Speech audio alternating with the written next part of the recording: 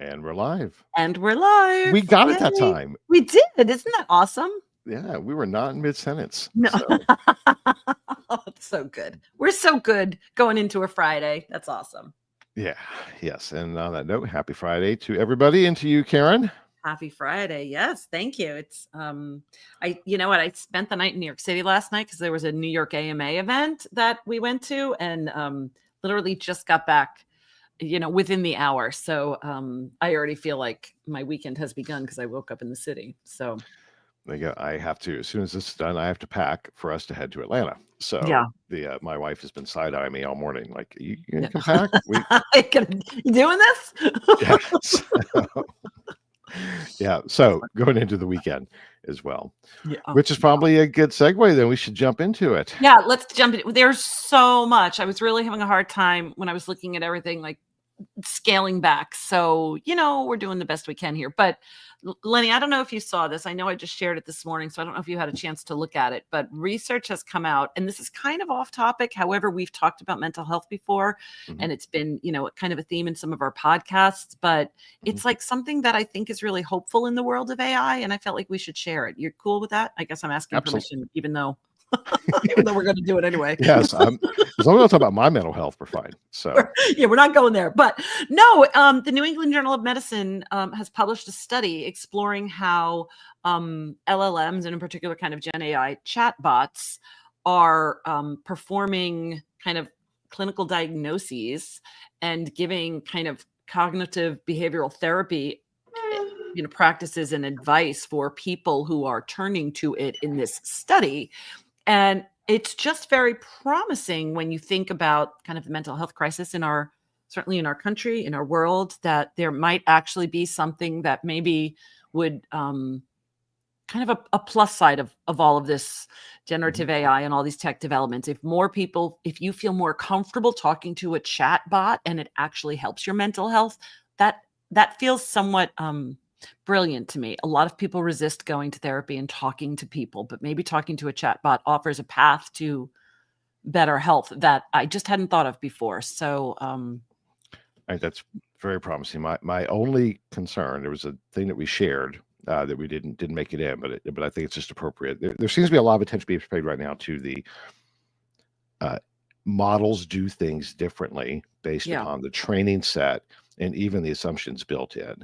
And I think that's becoming apparent, and we just have to kind of recognize in any of these worlds where we're utilizing these tools to be very clear on the what went into it. I would hate to be utilizing a chatbot therapist that was trained on some tainted data, so I think there's almost a buyer beware component. I just think you have to be really clear on, as we adopt these tools more and more, what went into building them. Almost like the ingredients, right? You read the ingredients. I think we're that way. But to your point, the potential for scalability and for creating lots of new tools for so many people, I think is amazing. Let's just make sure that they're built right. They're built right. Exactly. So pressure's on the developers there, but for real, I just thought it was hopeful because it's in the kind of the speed at which things are advancing. And I think I was like, let's just start with some of the big advancements this week because they're big, because, it's not slowing down for anybody. And then we'll get into some industry specific stuff. But I just think with everything that's advancing, I like when there's something that feels really hopeful, because so much of it can get to a little bit of unnerving and fearful, right? So I haven't used Gemini 2.5. I haven't gone there yet, but Google launched Gemini 2.5. Have you experimented with that at all? Or I haven't yet, although I am looking forward to what I plan to experiment with that within like Google Sheets and Google Drive. I think that's a really interesting application. It appears, like for instance, in Google Sheets, that you can do analysis with it. That'd be great. So, but I have not had a chance to try it yet. Yeah, that's one to try. I mean, for people, Greenbook, we use the Google ecosystem, whereas, there's so much of the corporate word is in, kind of Copilot in the Microsoft ecosystem. So I just think it's going to be interesting to see how these tools just have to keep getting better and better in whichever ecosystem you are operating in. Yes. Although I don't know what I would say. So to that comparison, because I've been very disappointed with Copilot. Copilot has not been an aid to me because I use both, right? I like just having stuff on my hard drive and whatever. Anyway, but it has not been very useful in doing things. It's been more like search on steroids has been my experience with Copilot. I'm hoping that Gemini 2.5 is more integrated as a assistant to do things. Yeah. Anyway, super interesting to watch. Another big story. I wish I had an example to share with you, but not that one. That one. So, OpenAI introduced GPT-4's image generation capabilities this week. So it's been all over the internet. Lots, shared on LinkedIn and all that of different outputs, image outputs that are, better than we've had so far. And it's cool if you've ever played around with image generation. Like, it's cool what you can get for free, or with your subscription now, without having to go to an app for it. Even it's like right here. It's very interesting. It's like this era of I don't want to call it free intelligence, but there's something about this idea that it's like, gosh, it's right here. I could do this and don't have to pay a designer and don't have to pay a creator. But anyway, interesting point though. So that one I saw a lot was the Studio Ghibli. If you've ever watched, Ponyo and Spirited Away, those movies. Anyway, it's a very specific anime style, right? Yeah. It's and just saw people creating every image with that style. Yeah, really cool, really interesting. I saw an interview with the creator of Studio Ghibli, Hayao Miyazaki, who was aghast. He was horrified. With the standpoint of that's not art. And so it brings up an interesting point. My wife made the bet last night. We were talking about this. She's like, I think that the more we see AI image creation, the more it will increase the value of human generated art. The AI stuff is the easy, right? Everybody can do it. But it will cheapen it, I guess. Right. So the real sweat, painters, that type of stuff, that will become more valuable. Just an interesting, I wouldn't debate that. I think that's just interesting. You've given everybody these same powers. And God, if I was a designer, I would be really scared. I was speaking to somebody last night whose, child is an artist and trying to think about, the career ahead of them. And it's like, well, let's discuss that. There's got to be an avenue where you can channel all of that creative energy that doesn't feel under siege right now. So it's pretty interesting. That's the flip side, because as fun as it is, there's also something, kind of like, we all know what we're saying, right? We all don't want to say, is it going to replace human beings in any way, shape, or form? And we have some stuff to read later on. We'll share some recommendations about what's to come. But it's good to track all these things, right? So that people are aware of where we're headed, and we encourage people to have their own thought processes going on and do some critical thinking about what you think it means. Because right now there is a lot of speculation on all of this. I mean, we can come in here and say this, and you can share what your wife is, speculating about, and we can share what, this person I met at this event last night was talking about. But it is really, we do not have certainty. At this point, there is no pure crystal ball of what the future is going to bring. We're just along for the ride now, right? And the ride's accelerating. And I think that's probably the operative takeaway here. We bring up these things, these new advances, is literally every week. It's not just a marginal increase. It's kind of a step change. So yeah, pay attention, Yeah. guys. So another thing, this again, this talk that I'm going to keep referencing. It was the New York AMA, and it was inclusive leadership in the age of AI. So kind of breaking barriers. It was a lot of women in leadership primarily, but talking about kind of the age of AI. So of course things came up, including agentic AI and what is possible right now. And these are chief marketing officers at large brands talking about agentic AI, and so I think even the if you're slow to the agent conversation, get on board that one, right? Because that is also here, and I think CB Insights mapped out the AI agent market, so it's a great resource to share. Carly can share this link too. But if you just want to start to look at again, kind of a map of who's playing in the agent space, it's a good find. They are, and increasingly powering everything, right? Yeah. So, yeah, and CB Insights, by the way, if you don't subscribe to CB Insights, you should. It's one of the daily newsletters I look forward to. They're usually actually very entertaining and insightful, and tons of good information, because this is just what they do. They do what Karen and I do on steroids. Yeah. Now, speaking of agents. Yes, go right ahead. Oh, well, so Qualtrics Edge, last week was their X4 event, and we already talked about, FOMO of that for the, but Qualtrics Edge, a market intelligence platform enhanced with AI for next-gen insights. Here's the thing, there's an edge stage at IAX.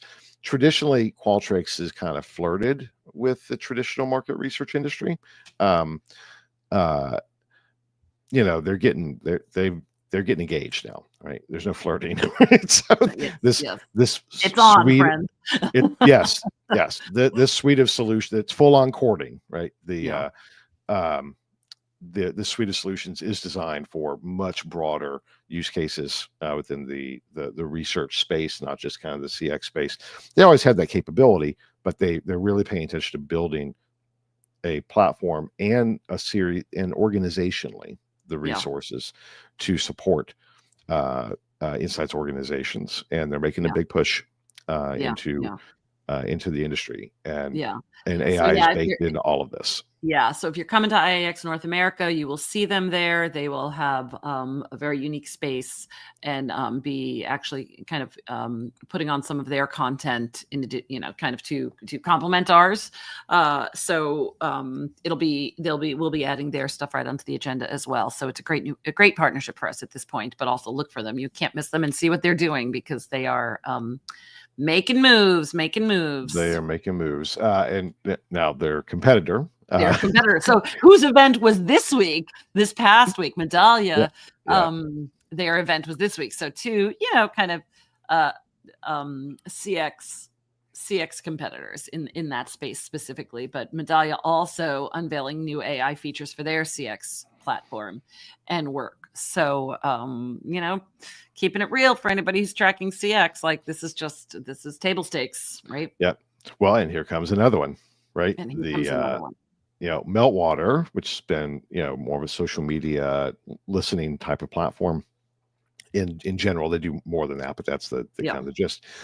Part of NICE is one of the big CRM platform, enterprise platforms. So if you call in a call center, they're probably utilizing NICE, right? And they're probably integrated with either Medallia or Qualtrics at the NICE level. Now, the Meltwater is integrating social insights. So somebody calls in. Well, so the monitoring, I've had success with this, by the way. I've had a problem, and I wasn't getting satisfaction through calling in to customer service, and I would tweet about it, or whatever, be social, and I would get a response that satisfied me. So they're integrating that into the ecosystem, into the tech stack. So so organizations can track all these different touch points with the brand and the customer through social platforms, as well as direct contact, et cetera, et cetera. So it's all converging. It's all come together. Yeah. And what's interesting,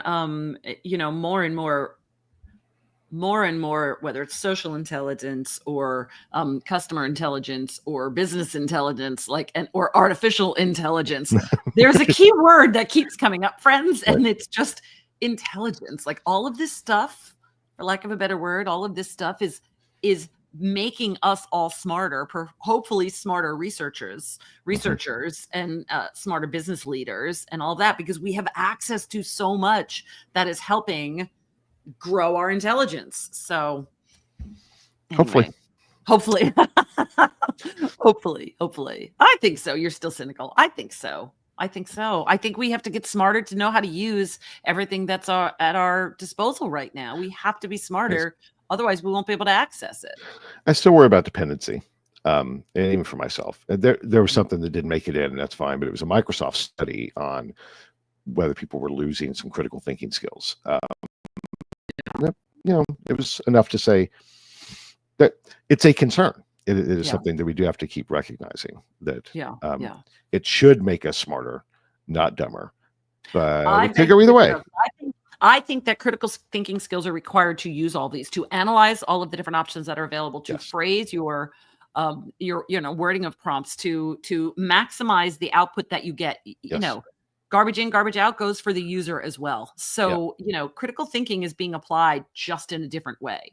So that's where I would say, like, I don't have that same feeling, because I think that, that we're going to be able to see the results of people who are still skilled in that area, because they're not only actively using and trying, but experimenting and changing the way they ask, and changing the way they prompt, and changing the way they build, using that critical thinking skills. As a liberal arts major, I would love to, I took philosophy and, and discourse and debate and, all of those things. And I would love to see those make a comeback. Because that's fundamentally where we're getting to, where we need to be. One last point on that. It didn't make it in. It was just an aside. I saw there was a lot. There was a lot. We'll never get through it all. I didn't even share this one. I just saw a post from the CEO of some tech company, and I forget what it was, saying, look, 6 months ago, I would have said everybody need to learn how to code. Now I'm saying, nah, don't waste your time. Learn how to think. Learn how to think, learn how to write, learn how to think critically, learn how to guide and ask questions. Because the tools do the grunt work. And I thought that was very telling, and good advice on the same related topic.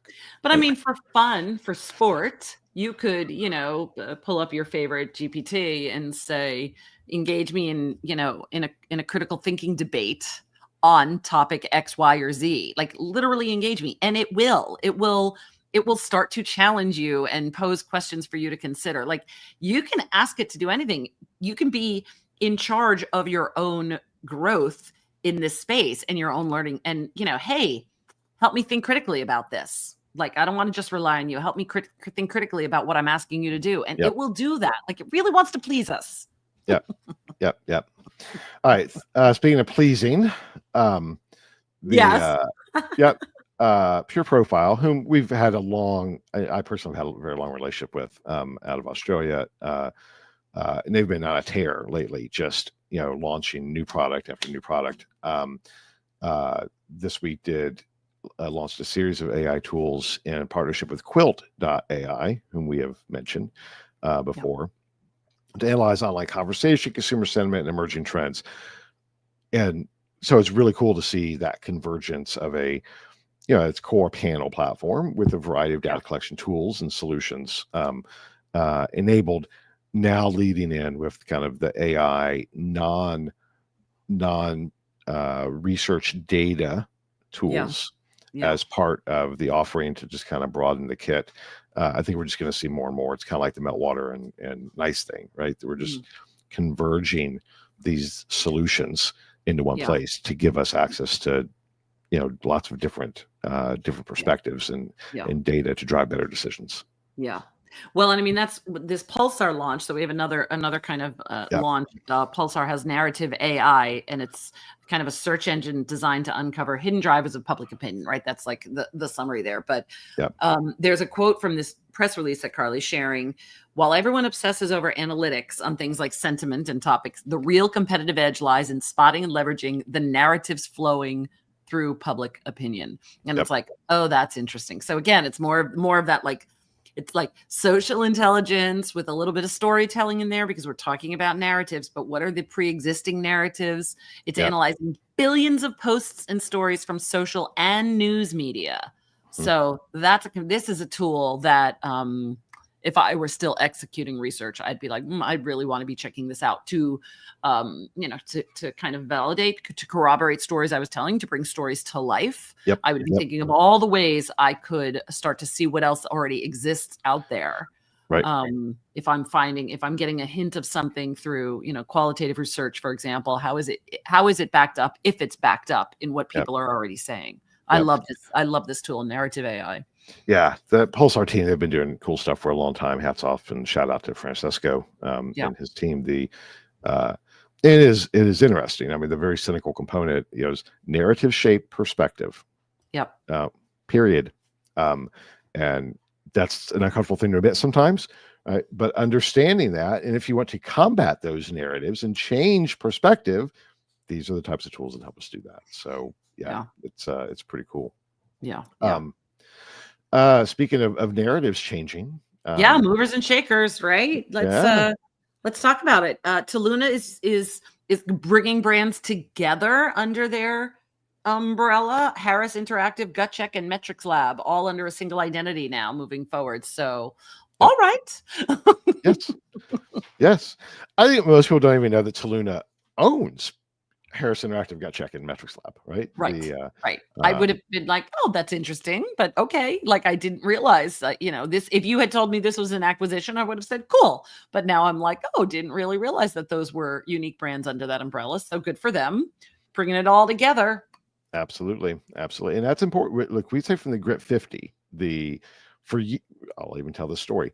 When we started really doing the Grit 50, Kantar had a problem because it was TNS and Miller Brown and and they're like, but wait, but we're Kantar. It's like, well, no, you're not. And your customers think of you as these pieces, not as a whole.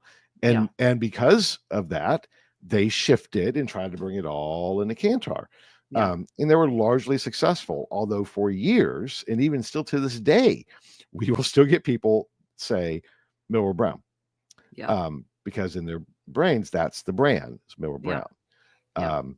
So it is important when you're building an integrated brand and you're consolidating to go through that process if you want, the brand perception and mind share to the core brand, not to the sub product.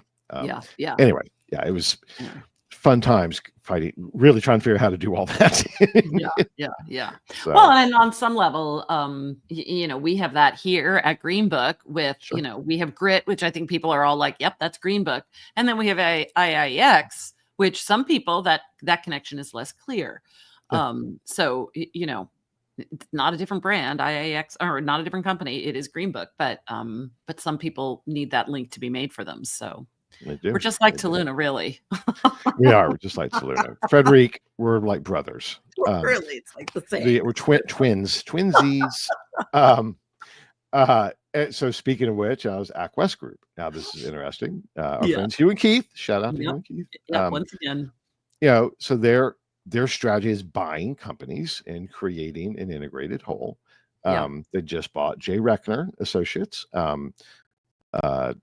Qual Pharma Sensory, that's what Reckner is always and they really wanted the panel, particularly their kind of healthcare panel. So it'd be interesting to see whether they keep those sub brands or they all start rolling up into AcWest or something else.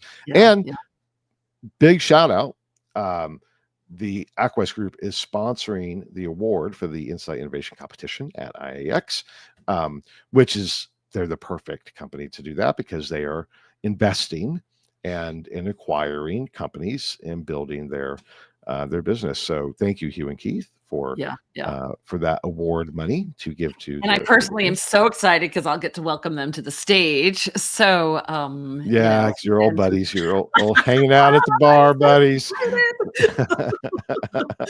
So it feels like a big win all around, and even that they'll be tuned in for our 5 finalists.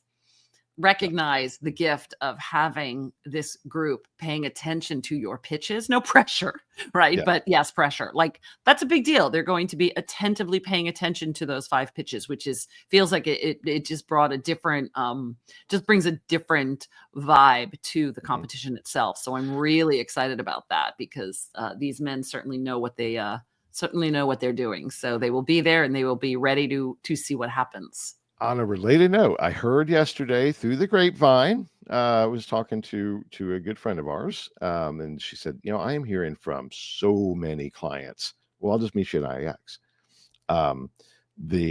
Like sending whole groups, big brands sending whole groups of clients. Like we'll just meet there. It also said that she was hearing lots of investors. And that has always been one of the differentiators because of the competition and the level of startups and early stage companies that are there. So just we'll see. But it's going to be fun times. Yeah, it is going to be fun times. I'm getting very excited about that. So yeah, a month out now. Yeah, a month out. I mean, we're hitting our incredibly busy times. So I asked the audience to give us some grace in getting back to emails. We work really hard at that, but you might start to see a delay in getting back to people, because this is when, it's on. We've got just a couple weeks left. So, but it's really going to be fantastic. I'm so excited about it personally, really excited about it. So yeah, very cool. All right, let's these last 2, we may actually end on time. Yeah, I know. Well, close, right? But I think this ebook by JD is, it's a fantastic read. It's about whether kind of talking about SaaS, software as a service, and kind of how it is a part of this kind of research transformation. I haven't read it cover to cover yet, but much of our company has, and you have as well. So pretty good link to share here to read up and see what JD's put together, because it's good thinking about our industry and the intersection of software as a service in general and the market research industry. So Yep. Again, dovetails, we've mentioned before, HFS and their service as software concept. Yeah. They dovetail. Bottom line, guys, tech removes process. Humans are still necessary. That's the JD goes into much greater depth than that. Yeah. So I'm not trying to give away the punchline, because the journey of understanding that from his experience working in SaaS companies, I think is really valuable. So good stuff. Yeah, good stuff there. And I haven't read this Research Live one there, but it seems like something that we should be talking about, because it is about human judgment. So AI plus human judgment equals the future, really. So that's kind of, or the immediate future. That's where we are now. So did you get a chance to read this one too? I did. The moving beyond algorithmic loops into it. It's what we've been talking about, right? The even that here we'll tie things together. So we've brought up this kind of concern throughout this this conversation of, AI could be as much a force for good as much and bad, depending upon how we utilize it and adapt to it. Yeah. Right. Yeah. And that's the bottom line of this, of it's assuming that it's all good. It is going to replace process. It is going to replace many things that manually we do today. It already is. But it is the human understanding what really is an insight. What does the insight mean? How does it move the business? Right? Yeah. What is the impact? Those things are human elements. We're the mix masters, right? We're the DJs. Yeah. So we're putting all those things together. And that was the gist of it. And we need to keep that in mind. Not just to give it all to the machine.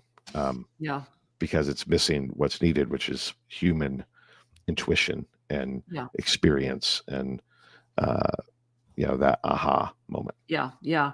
Well, last night, one more thing about this event last night, the one of the interviews they featured on stage is her name is Marissa Solis, and she is the SVP Global Brand and Consumer Marketing for the NFL. And amazing woman, amazing story, amazing role that she is in right now. And not just a woman working for the NFL as an organization, But what she talked about when it comes to AI and humanity is much of the work they did for the Super Bowl.